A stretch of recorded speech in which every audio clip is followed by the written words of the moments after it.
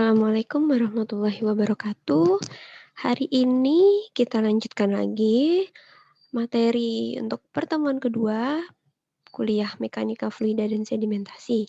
Dan di hari ini, di pertemuan kedua ini, kita akan membahas tentang sifat-sifat fluida. Jadi sebelum masuk ke dalam pembahasan tentang sifat-sifat fluida, saya akan menyampaikan dulu bahwa sebetulnya sifat-sifat fluida atau yang biasa kita sebut sebagai properties of fluid gitu ya, itu banyak macamnya. Jadi itu sebenarnya ada banyak sekali sifat-sifat fluida dan untuk pembahasan kali ini saya akan fokus pada 3 sifat fluida yang, cukup penting, yang itu di mana sering digunakan, khususnya dalam perkuliahan mekanika fluida ini. Jadi untuk 3 sifat fluida yang penting itu ada densitas, kemudian ada viskositas, dan yang terakhir ada vapor pressure. Kemudian nanti di akhir slide, saya akan menambahkan 2 sifat fluida lainnya yang, mmm, sebenarnya tidak seumum 3 yang pertama tadi, tidak seumum densitas, viskositas, dan vapor pressure, tapi sebagai informasi aja supaya kalian, tahu beberapa sifat-sifat fluida yang lainnya. Oke, sekarang kita masuk ke sifat fluida yang pertama, yaitu densitas. Jadi ini pasti kalian udah pada tahu semua, densitas itu adalah massa jenis, di mana densitas itu merupakan ukuran konsentrasi massa suatu fluida. Untuk persamaannya ini juga pasti kalian udah pada tahu, ini sekedar mengingatkan saja. Jadi densitas itu didefinisikan sebagai massa fluida atau yang dilambangkan dengan M dibagi dengan volume yang ditempatinya atau V. Sini jadi Rho sama dengan M per V. Untuk satuannya dalam satuan internasional densitas itu dinyatakan dalam satuan kilogram per meter kubik. Nah kemudian ini ada 2 parameter lainnya yang masih terkait dengan densitas. Jadi di sini kita ada specific weight dan specific gravity. Specific weight ini dilambangkan dengan gamma ya, merepresentasikan konsentrasi berat fluida dan dinyatakan dalam satuan berat per volume. Kalau tadi densitas itu massa per volume, nah ini specific weight itu berat per volume. Jadi kalian jangan sampai salah antara densitas dan specific weight ya. Untuk satuannya dalam satuan SI, specific weight itu dinyatakan dalam Newton per meter kubik. Ini kan tadi satuan berat Newton, ini satuan volume meter kubik ya. Untuk persamaannya, specific weight atau gamma itu bisa dicari dengan mengalihkan densitas dikalikan dengan percepatan gravitasi. Oke. Kemudian parameter yang kedua yang masih terkait dengan densitas itu adalah specific gravity atau SG. Jadi specific gravity itu adalah rasio densitas suatu senyawa dengan densitas referensinya. Nah, untuk satuannya itu dia tidak bersatuan, maka di sini saya tulis unitless. Jadi specific gravity ini tidak bersatuan atau bisa juga kita katakan dengan tidak berdimensi ya. Itu unitless. Nah, di sini kan ada kata-kata densitas referensi, ya. Untuk referensinya itu biasanya digunakan adalah air pada suhu 4 derajat Celcius, di mana itu nilainya sama dengan 1000 kg per meter kubik. Nah, untuk persamaannya, kalian bisa lihat di sini Sg sama dengan Rho. Jadi Rho di sini adalah Rho suatu senyawa ya. Dibagi dengan Rho referensi dan di sini biasanya digunakan densitas air yaitu 1000 kg per meter kubik ya. Jadi specific gravity ini bisa kita gunakan untuk menentukan densitas suatu senyawa ya. Salah satu contohnya, misalnya kita punya suatu campuran larutan di mana tuh kita tidak tahu berapa massa jenisnya atau berapa densitasnya kita tidak ketahui. Cuman di sini yang kita ketahui itu adalah specific gravity-nya. Jadi misalnya dari campuran tersebut kita tahu nih specific gravity-nya eee, sekian gitu kan, misalnya spesifik gravity-nya sudah diketahui. Nah, dari situ kita bisa menentukan berapa densitas campuran tersebut, ya kan. Jadi kalau misalnya tadi saya kasih contoh, misalnya ya saya berikan angka aja, misalnya diketahui satu campuran tadi ya, satu campuran itu Sg-nya itu sama dengan, 0,5 ya. Nah, kemudian tadi kan rho referensinya atau rho air itu sama dengan 1000 kilogram per meter kubik. Nah, berarti rho-nya ini bisa kita ketahui kan. Jadi campuran yang tadi kita bisa tahu berapakah densitasnya dengan cara mengalihkan Sg dikali dengan rho ref. Ya kan? Berarti sama dengan 1000 dikali 0,5. Jadi densitasnya itu adalah 500 kilogram per meter kubik. Ya. Jadi itu adalah contoh, itu contoh aja, contoh random aja gitu kan. Jadi supaya kalian ada gambaran gimana caranya menghubungkan antara spesifik gravity dengan rho suatu senyawa yang belum diketahui.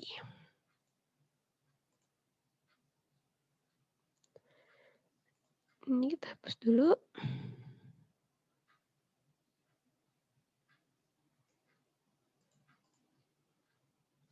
Kemudian yang berikutnya,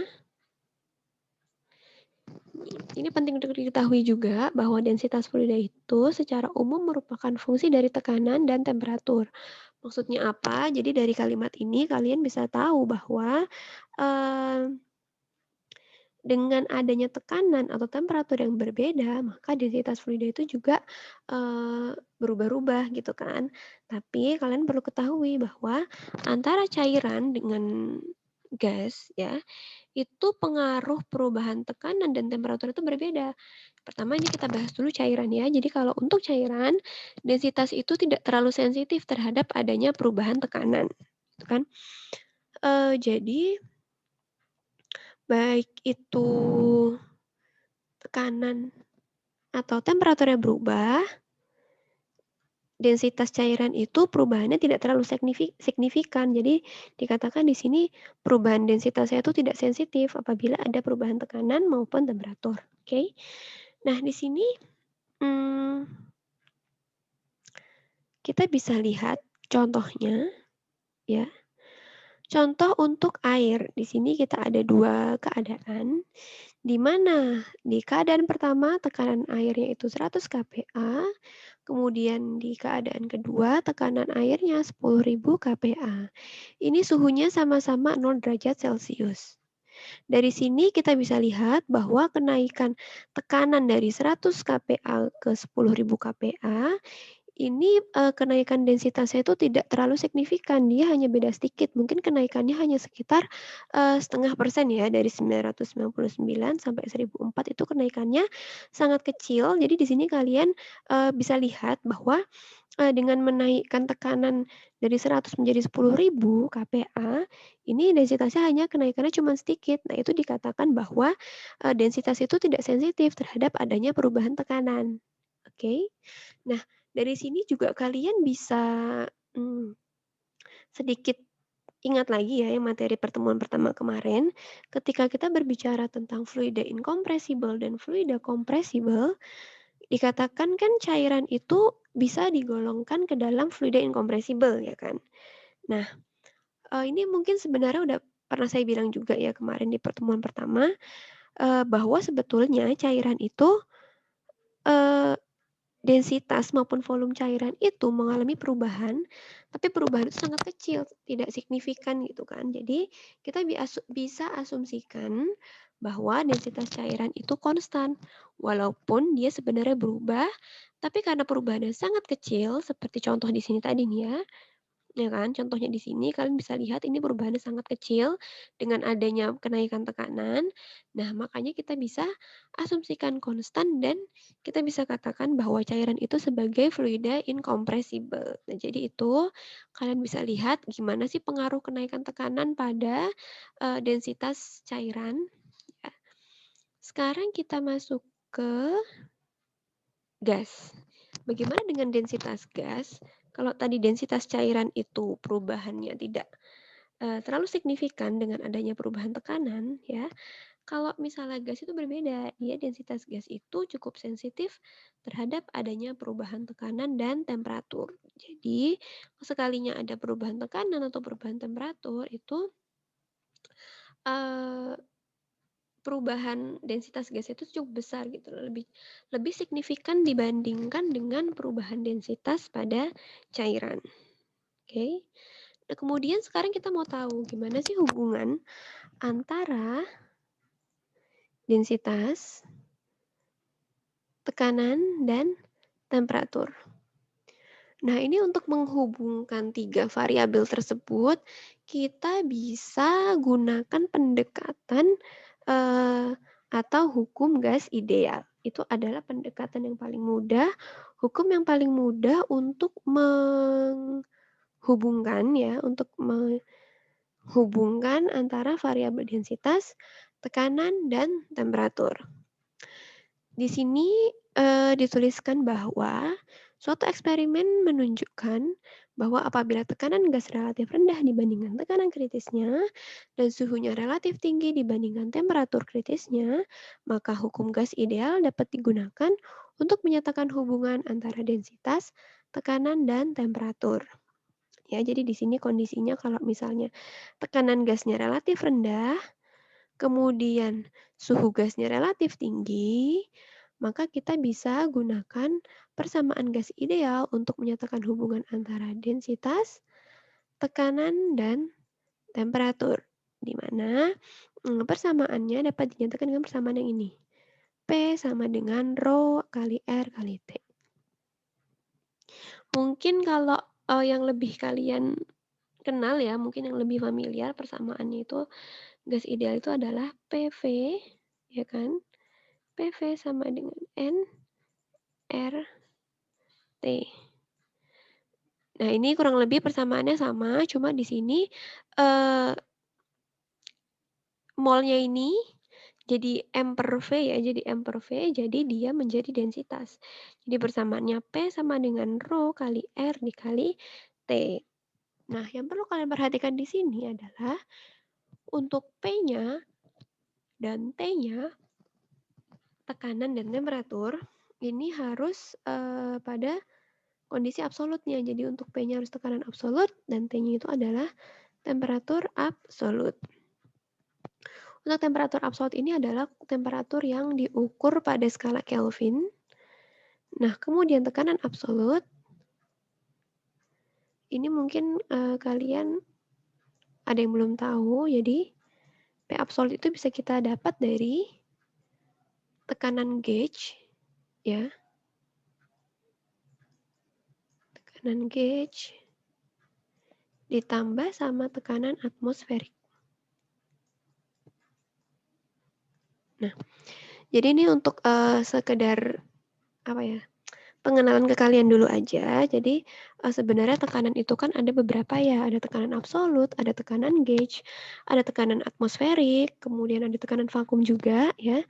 Nah, di sini mungkin nanti kalian akan nanti kalian akan menemukan istilah tekanan gauge, tekanan absolut, itu bedanya apa. Jadi, tekanan absolut dan tekanan gauge itu dihubungkan dengan persamaan yang ini nih, ya. Jadi misalnya kita punya data tekanan itu dalam tekanan gauge, ya kan, dalam tekanan gauge. Nah, itu misalnya tekanan gauge-nya itu 0,5 ya. 0,5 atm. Nah, untuk mendapatkan tekanan absolutnya, kita harus menambahkan si 0,5 atm ini dengan tekanan atmosferik, tambah 1 atm.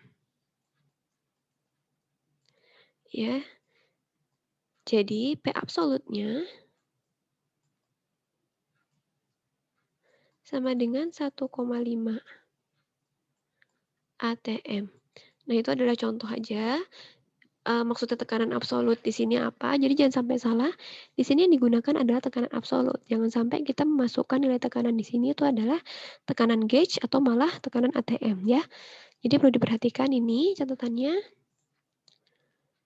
Selanjutnya kita masuk ke slide berikutnya.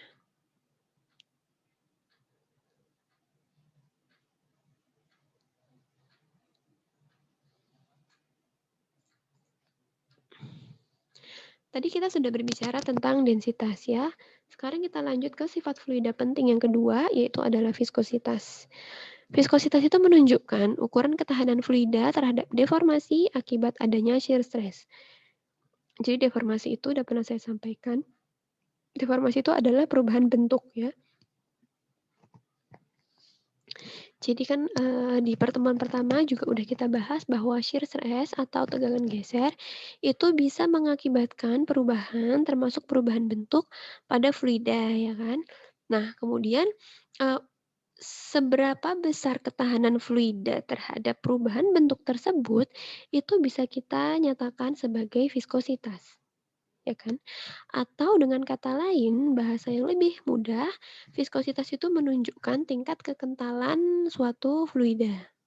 Di mana kalau misalnya fluida itu semakin kental, berarti kan otomatis dia lebih sulit untuk bergerak atau lebih sulit untuk mengalami perubahan bentuk. Nah, jadi hubungannya adalah seperti itu. Jadi viskositas ini menunjukkan seberapa besar sih ketahanan fluida terhadap deformasi akibat adanya shear stress. Nah, untuk ilustrasinya ini masih sama seperti yang sudah pernah saya jelaskan di pertemuan pertama. Di sini ada dua plat, di mana plat yang atas kita geser dengan kecepatan V di sini ya. Kemudian pada saat 0 detik, tetesan pewarnanya ada di sebelah sini. Kemudian pada saat T-nya misalnya 5 detik gitu kan, semakin lama waktunya, maka tetesan ini akan bergeser. Yang lama-kelamaan akan ke sini dan seterusnya ya kan. Nah, begitu. Kemudian di sini ada lagi lambang B. B di sini tuh adalah ketebalan atau jarak antara dua plat. Kemudian di sini X ini sumbu X ya yang arah ke kanan dan yang arah ke atas adalah sumbu Y.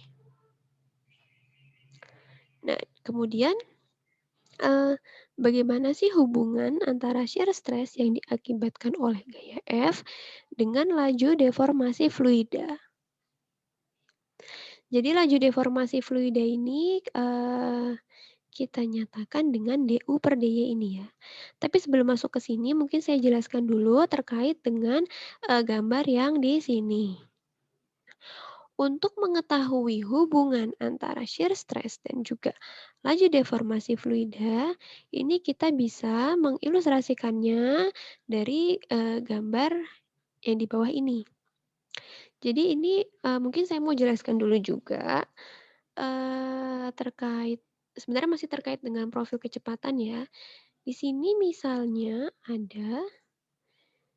di sini kan ada fluida ya di antara dua plat, ya kan? Di antara dua plat ini ada fluida, kemudian misalnya di bagian fluida ini kita bagi nih menjadi beberapa layer atau menjadi beberapa lapisan. Nah, ini untuk contoh aja nih kita bagi jadi 5 layer atau 5 lapisan karena kan di sini ada 5 tetes ya, ada 5 tetes. Jadi kita bagi menjadi 5 lapisan, walaupun sebenarnya lapisan fluida itu pasti banyak kan, tidak hanya 5 aja, cuman karena ini ada 5 tetes, maka gampangnya kita bagi dia menjadi 5 lapisan ya. Di sini ada layer 1 yang paling atas, bawahnya kedua, dan seterusnya, di mana yang paling bawah adalah layer 5. Oke. Nah, sekarang saya mau jelaskan dulu ya. Di sini itu tadi kan ilustrasi kasusnya itu plat yang atas kita tarik ke kanan dengan kecepatan V, ya kan? Nah, berarti di sini, di fluida yang, kontak langsung dengan plat, yaitu layer 1, ini kecepatannya itu akan sama dengan V. Kecepatan fluida di bagian paling atas ini akan sama dengan V di sini, ya. Jadi kecepatan fluida itu atau kecepatan fluida yang, bersinggungan langsung dengan padatan, itu kecepatannya akan sama dengan kecepatan gerak si padatan tersebut, ya kan. Nah, jadi coba kalian perhatikan lagi di sini kan, di paling atas ini tadi ada plat yang bergerak dengan kecepatan V. Berarti fluida yang, di layer pertama ini karena dia bersinggungan langsung dengan plat atas, si fluida ini juga bergerak dengan kecepatan V, ya. Jadi U di sini adalah kecepatan fluida ya. U itu adalah kecepatan fluida bergeraknya, oke. Nah, kemudian, di plat yang paling bawah karena dia diam, ya kan, berarti kecepatan fluida yang di sini, yang di layer 5 itu sama dengan 0. Karena plat yang di bawah tidak bergerak, akhirnya kecepatan fluida yang, bersinggungan langsung dengan plat yang diem ini, itu akan sama, yaitu U-nya sama dengan 0. Makanya itu kenapa, kalian bisa perhatikan di titik yang paling bawah ini posisinya sama dengan, pada saat waktu 0 second, ya. Nanti dan seterusnya juga sama, kalau misalnya kalian tarik terus ini plat yang atas, nanti pasti yang tetesan paling bawah lokasinya atau titiknya juga tetap sama di sini, sementara nanti yang di layer 4 bergeser, makin bergeser, bergeser, dan seterusnya. Begitu. Nah, itu, kondisi di mana kecepatan fluida sama dengan kecepatan, benda padat yang bersinggungan dengannya, itu dinamakan dengan no slip condition, ya. Jadi itu dinamakan dengan no slip condition. Ini sepertinya udah pernah saya sampaikan juga di pertemuan pertama, saya sampaikan secara singkat, itu adalah kondisi no slip ya, atau no slip condition. Oke. Kemudian oh ya, ada satu hal lagi yang belum saya sampaikan. Ini bisa saya hapus. Ya. Nah, jadi di sini kan ada DU per DY ya. Jadi, tadi kan saya udah katakan bahwa O itu adalah kecepatan aliran fluidanya. Nah, di sini, eee, kecepatan fluidanya kan bisa kita lihat berdasarkan titik yang merah-merah ini kan, di mana ini kecepatannya 0, terus ini lebih besar sedikit, ini lebih besar lagi, dan ini yang paling besar, ya. Nah, di sini karena kecepatannya berbeda-beda di tiap layer, di tiap lapisan kecepatan aliran fluidanya berbeda-beda, maka kita bisa tuliskan bahwa U atau kecepatan aliran fluida sama dengan fungsi dari Y, ya. Jadi fungsi dari jarak dari plat yang bawah. Tadi kan ke atas ini kan adalah sumbu Y kan. Nah, jadi antara dia di sini, semakin jauh jaraknya maka kecepatannya semakin besar. Jadi U itu adalah fungsi dari Y. Oke? Nah, berarti DU per DY di sini maksudnya adalah eh, laju pergeseran atau laju pergerakan fluida ya yang berubah terhadap jarak dari plat yang bawah ini ya.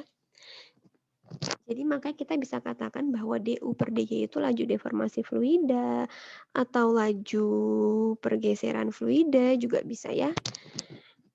Kemudian dari situ kita bisa menyatakan hubungan antara shear stress. Shear stress ini dilambangkan dengan tau ya, dengan viskositas dan laju pergeseran fluida, di mana tau sama dengan viskositas dikali laju pergeseran fluida ya. Itu adalah persamaan dasar yang menghubungkan antara shear stress dengan viskositas.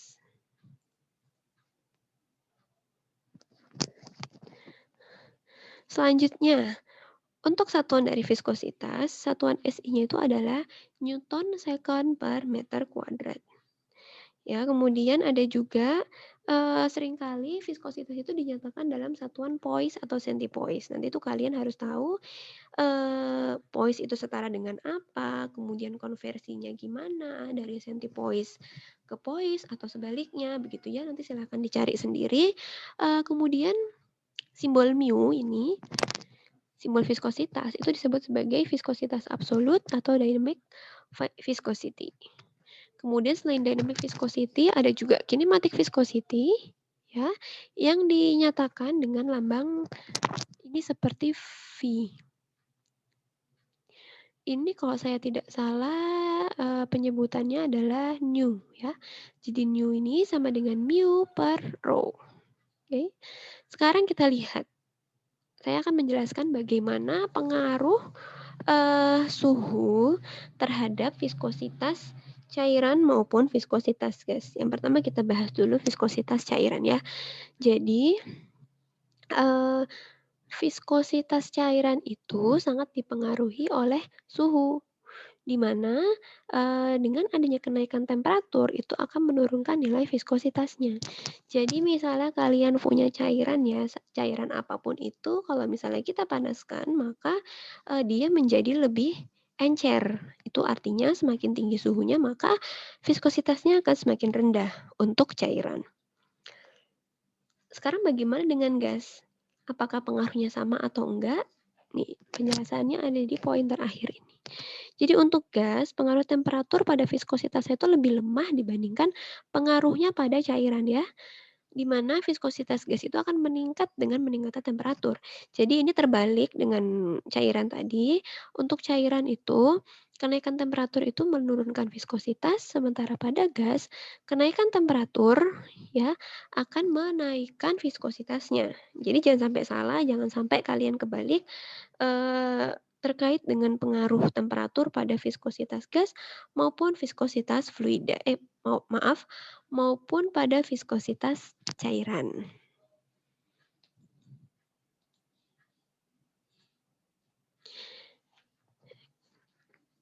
Kita berbicara tentang viskositas itu otomatis terkait dengan, fluida Newtonian dan non-Newtonian ya.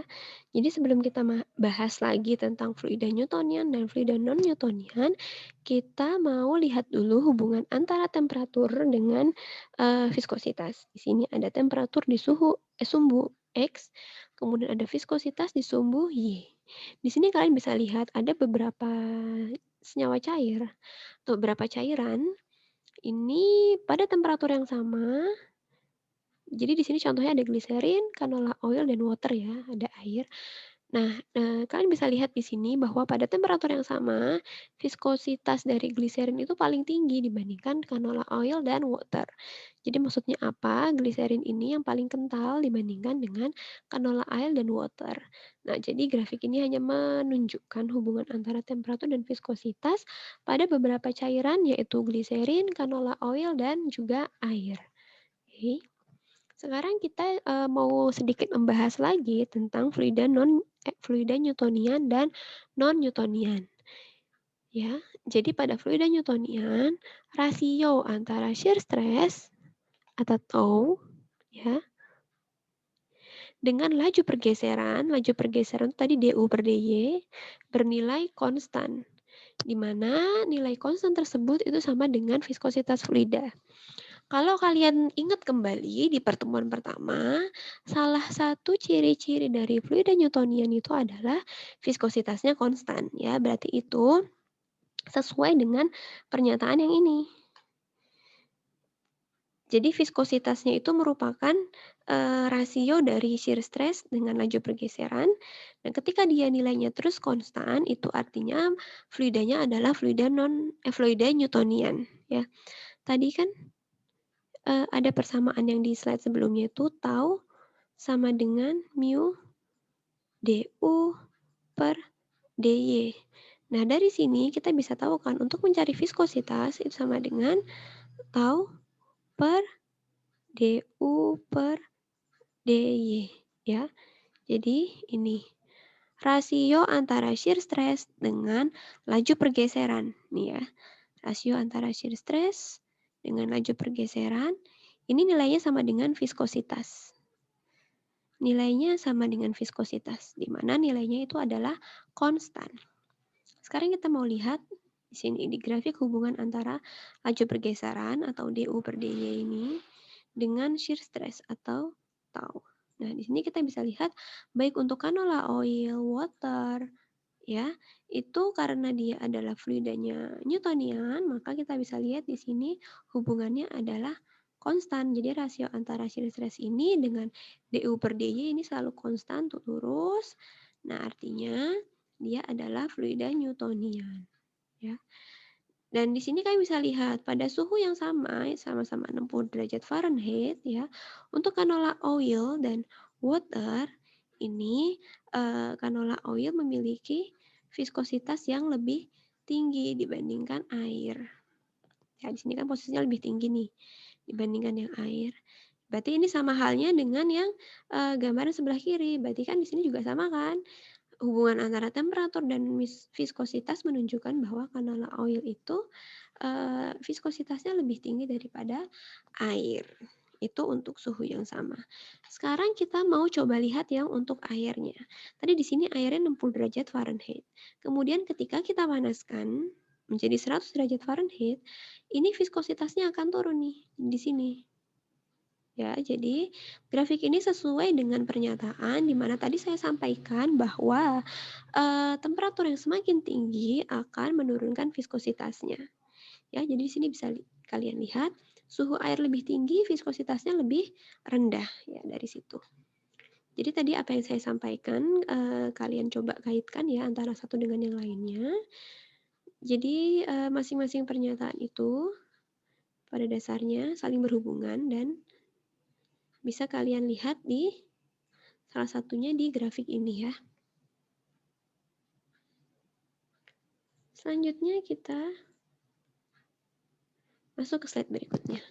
Tadi kita sudah berbicara tentang fluida Newtonian, sekarang kita belajar tentang fluida non-Newtonian. Ya, di pertemuan satu juga udah pernah saya sampaikan bahwa fluida non-Newtonian itu viskositasnya akan berubah-ubah atau bervariasi tergantung dari besarnya shear stress yang diberikan, ya kan. Nah, untuk persamaannya ini sebenarnya pada dasarnya sama dengan persamaan yang tadi, di mana tau sama dengan mu du per dy, tapi di sini yang berbeda itu adalah ya ada ini. Mu-nya itu adalah mu F atau apparent viscosity. Jadi apparent viscosity ini adalah ketahanan terhadap deformasi pada shear stress tertentu. Jadi ini hanya berlaku untuk shear stress tertentu. Jadi kan kalau misalnya shear stress-nya berbeda-beda, pasti viskositasnya juga akan berbeda-beda karena dia termasuk dalam fluida non-Newtonian. Kemudian yang di grafik sebelah kanan kita bisa lihat masih hubungan antara shear stress dengan laju pergeseran ya untuk fluida non-Newtonian. Jadi kalau tadi fluida Newtonian itu kita lihat garisnya lurus karena rasionya konstan, ya kan?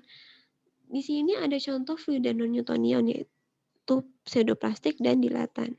Ya, jadi di sini dia grafiknya atau garisnya itu tidak lurus, dia cenderung melengkung. Ini menunjukkan bahwa rasio antara shear stress dengan laju pergeseran itu tidak konstan. Nah, perlu kalian ingat lagi, ini kemarin udah pernah saya sampaikan apa itu dilatan, apa itu pseudoplastik, ya. Jadi itu jenis fluida non-Newtonian yang dimana pengaruh viskositasnya itu berbeda terhadap adanya perubahan shear stress. Kalau misalnya dilatan itu viskositasnya akan meningkat dengan peningkatan shear stress, sementara pseudoplastik itu adalah viskositasnya menurun ketika shear stress-nya meningkat, begitu.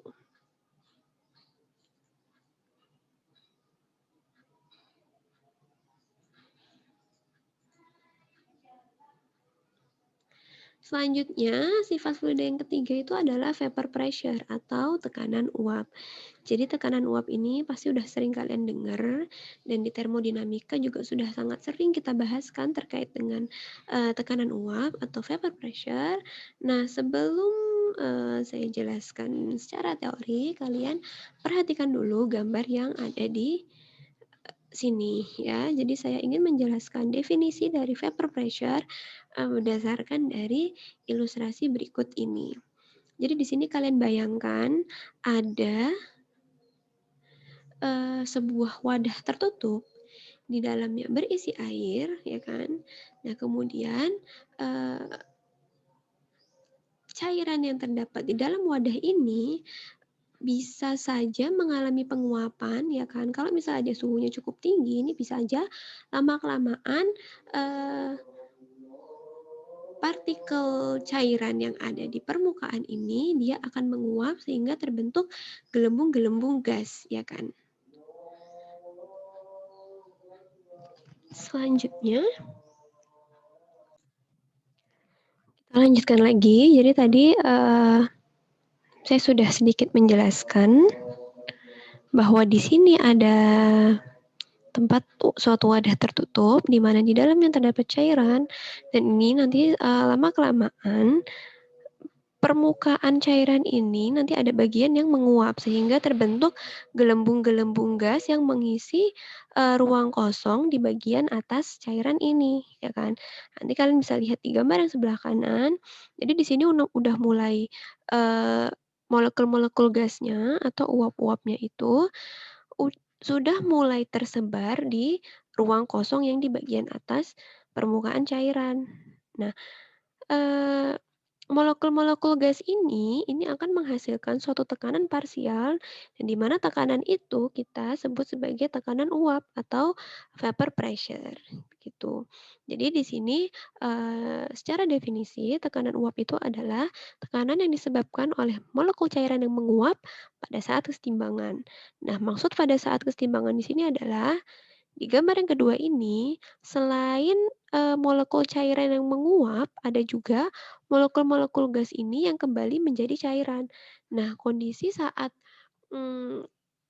terjadi proses penguapan dan kondensasi tersebut, ya kan, itu adalah kondisi setimbang. Nah, jadi pada kondisi setimbang tersebut, di sini kan ada proses cairan yang menjadi uap, kemudian ada uap yang kembali menjadi cairan, di mana di sini kan pasti terisi oleh gelembung-gelembung uap, ya kan, atau molekul-molekul gas, di mana molekul gas tersebut itu akan menghasilkan tekanan, yaitu tekanan uap, seperti itu.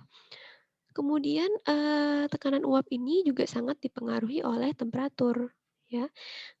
Kalau misalnya kalian ingat, di mata kuliah termodinamika itu sering kan ada persamaan yang menghubungkan antara tekanan uap dengan temperatur. Nah, persamaan itu dinyatakan dalam persamaan Antoine atau persamaan Antoine itu ya. Di persamaan Antoine itu, kan pasti ada persamaan di ruas kirinya itu adalah tekanan uap, kemudian di ruas kanan itu ada temperaturnya. Itu persamaan tersebut menunjukkan bahwa tekanan uap atau vapor pressure itu dipengaruhi oleh temperatur. Jadi di sini bisa kalian lihat contohnya untuk air pada suhu 20 derajat Celcius, tekanan uap atau PV-nya itu 2,3 kali 10⁻³ Pascal ya.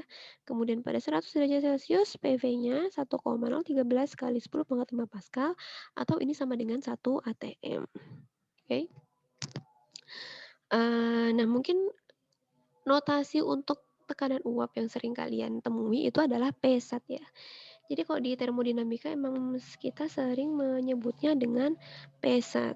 Tapi di sini saya tuliskan dengan PV, tapi kalian tidak usah bingung karena itu mereka sama-sama ya, jadi tadi PV sama P-SAT itu sama-sama tekanan uap, jadi jangan sampai kalian bingung.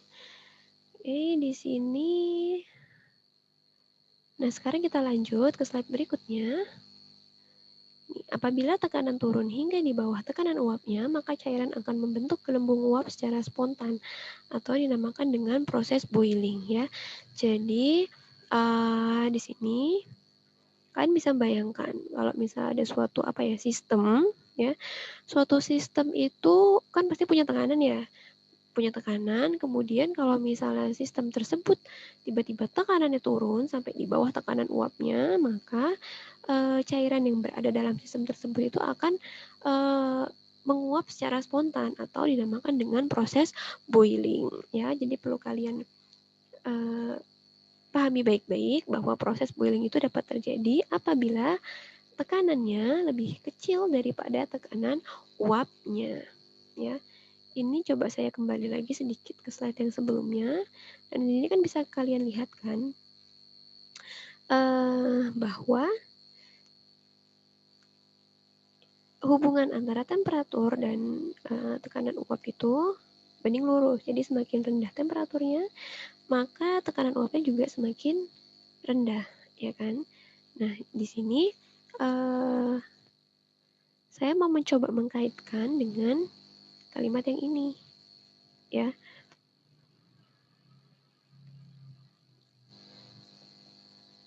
Di sini kan, kalau misalnya kalian lihat,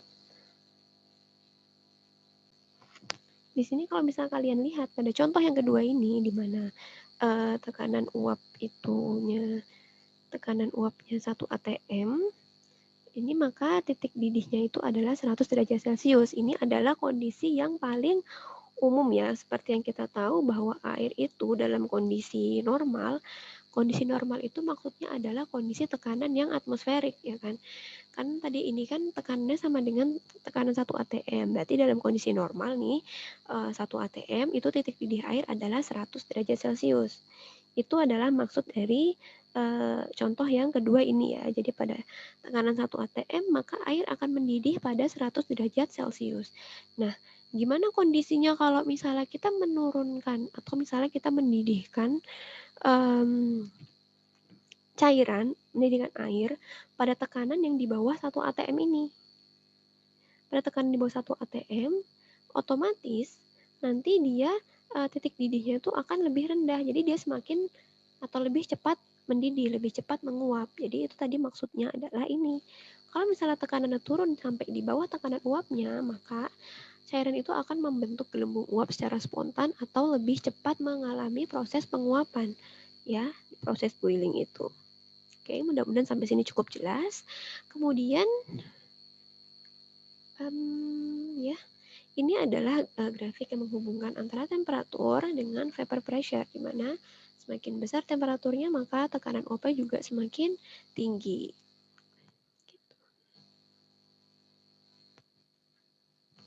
Nah, kemudian itu tadi 3 sifat fluida yang paling umum, yang paling sering kita gunakan, khususnya nanti dalam kuliah mekanika fluida ini. Kemudian selain 3 sifat fluida tersebut, saya sedikit mau mengenalkan 2 sifat lagi. Tapi tentunya sifat fluida itu tidak hanya terbatas pada 5 yang saya sebutkan di sini. Tentunya masih banyak lagi sifat-sifat fluida yang lainnya. Di sini saya tambahkan 2, saya jelaskan secara singkat aja. Di sini ada specific volume, di mana specific volume ini adalah rasio volume terhadap massa fluida, ya kan? Itu adalah volume dibagi dengan massa atau sama dengan 1 per densitasnya, ya. Kemudian yang kedua adalah surface tension. Surface tension itu disebut juga sebagai tegangan permukaan. Definisinya itu adalah kecenderungan cairan untuk mengurangi luas permukaannya.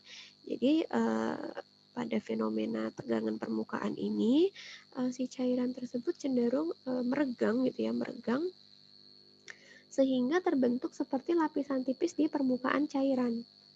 Nah, tegangan permukaan ini bisa terjadi karena adanya gaya kohesi atau gaya tarik-menarik antar molekul fluida tersebut ya. Jadi kalau misalnya kalian pernah melihat nyamuk gitu kan, misalnya nyamuk yang berjalan di atas genangan cairan, itu kan mereka atau nyamuk tersebut itu kan tidak akan tenggelam. Nah, itu sebenarnya karena di permukaan cairan itu seperti ada lapisan tipis yang menyebabkan si nyamuk tersebut itu dapat berdiri di atas permukaan cairan tersebut. Nah, itu adalah contoh dari fenomena tegangan permukaan gitu. Jadi itu selain 2 ini ada juga kapilaritas ya. Itu beberapa contoh dari sifat-sifat fluida.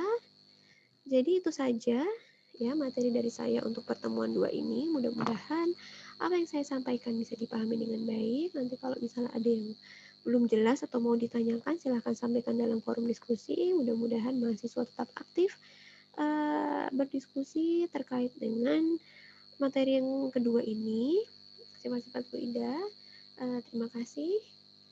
Kurang lebihnya dari saya mohon maaf. Wassalamualaikum warahmatullahi wabarakatuh.